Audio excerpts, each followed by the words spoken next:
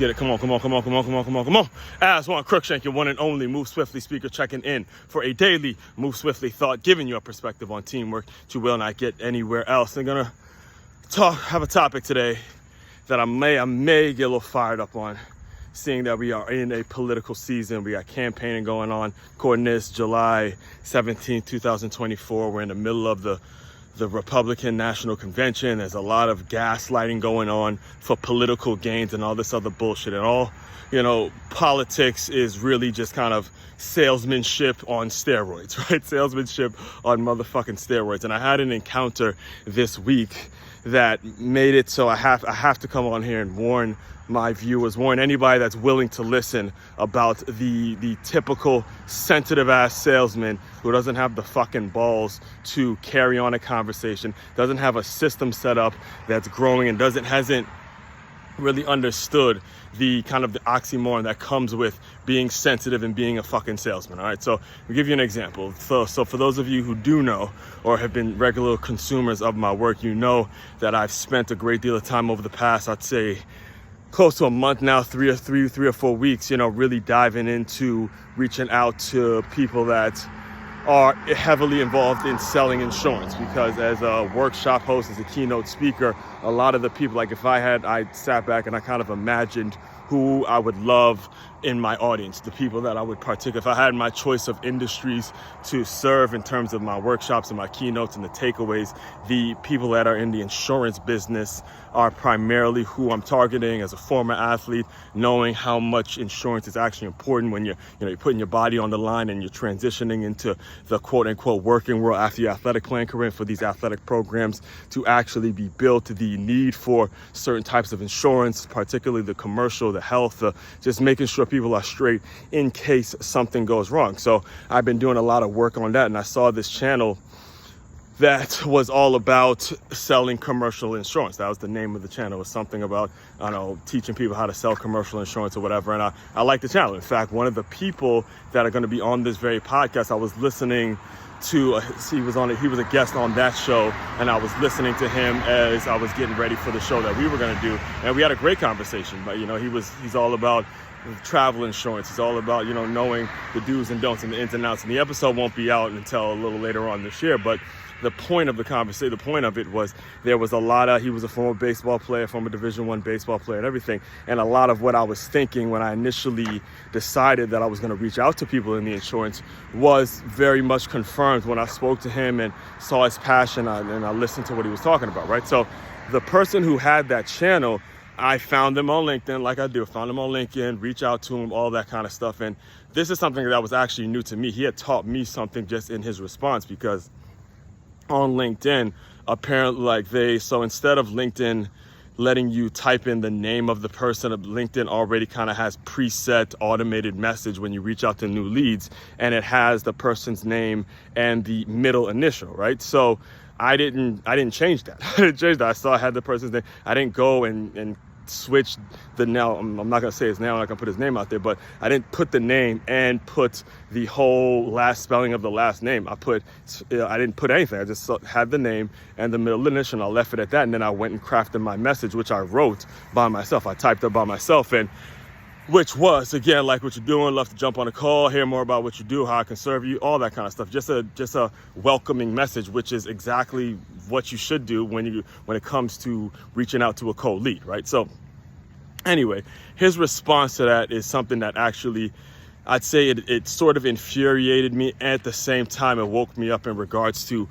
these people that get into sales and the problem with your typical sensitive ass salesman who feels like the world is supposed to revolve around them. Everyone that reaches out to them is supposed to dive or dive deeper into their bio and come up with some crafted message, as if they have the time, as if I don't have my own platform, they have the time to go look up every fucking thing you do and watch every fucking video that you have so they can craft a message that's tailored to you and all. Fuck that.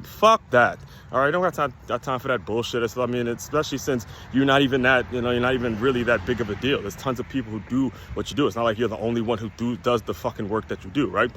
So anyway, he responds with, I typically don't respond to people. I don't like getting in touch with people that, send automated messages to me. So I'd rather you, and then he tries to give me some fucking advice about, well, you need to do some research on the people before you reach out to them. Instead, like, he tries to, coach me or teach me, like, as if I don't know how to reach out to people and shit.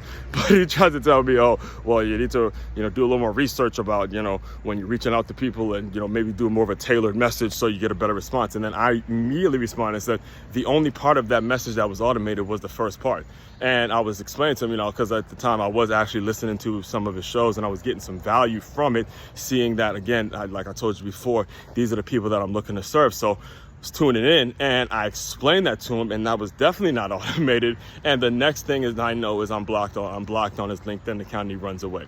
Sensitive ass motherfuckers, right? And this is the issue. The issue with that now is, again, as I looked at his company and I looked at what he was doing, all that's on LinkedIn. He has only 10 employees. Now, he's not the target audience when it comes to the business owners that I serve. I serve business owners that have at least 20 or more employees. And then you think about the possibilities that he and I could have created had we just sat down and maybe had a 15-minute conversation in which we could have got all of that straightened out. Now we will never know because of sensitive bullshit and, just this mindset as if people are supposed to just stop what they're doing and ignore the work that they got going on to cater to you when they're sending out a quick message. That's ridiculous, all right? And make sure you learn from this guy's mistake. Don't get so big, or don't get so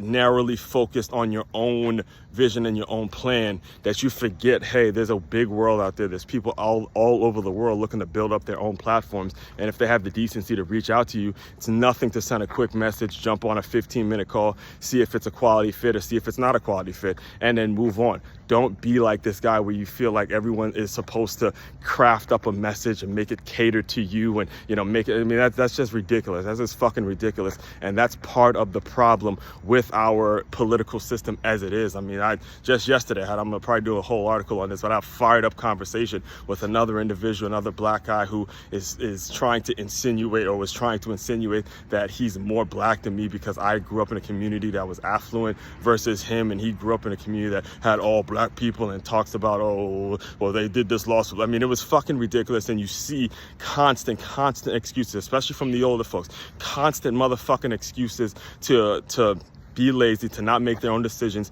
and always looking for a motherfucking scapegoat. When you get around this rhetoric, when you get around people who are always on some bullshit about what somebody else is doing, always looking to blame somebody else for the bullshit that's going on, you got to run away. If you really want to be in business, you can't waste time with people like this. They are a waste of motherfucking time and energy, and it's important that you really narrow your focus and only serve the people that are not about making a bunch of motherfucking excuses.